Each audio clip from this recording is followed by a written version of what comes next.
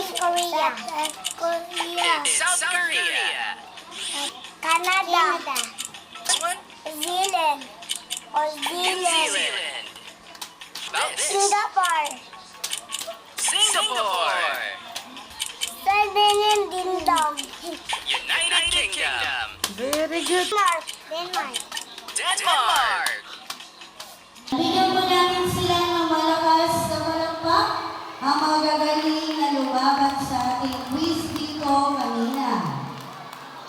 At nag-assist sa mga bata. Tuwa-tuwa naman kami kasi sa easy round, lahat nila po nakuha.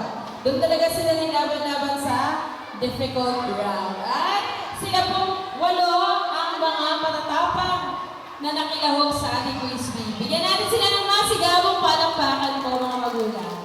And dahil meron po sila lahat medals and certificates for classroom category po ito, meron pong overall naman. So kukuha tayo ng first, second, and champion.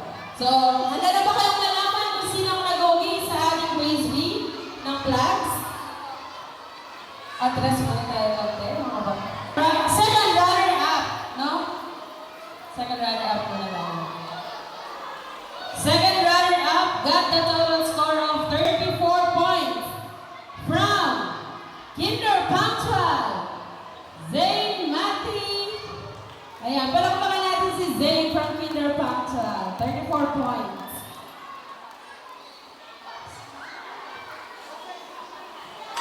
And the bronze medal for siya. Got 35 points from first place from Kinder College.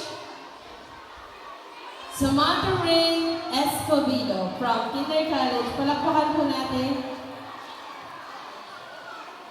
From Kinder Honesty, got the total score of 36 points. Johnson D. Ampapo. Okay, palakpakan po natin. Magkakamit siya ng gold medal.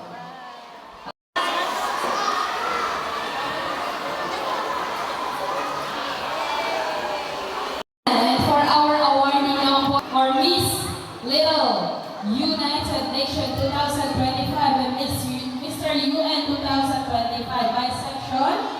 Ready na po ba tayo? Ireland. Switzerland. Philippines. Philippines. Philippines.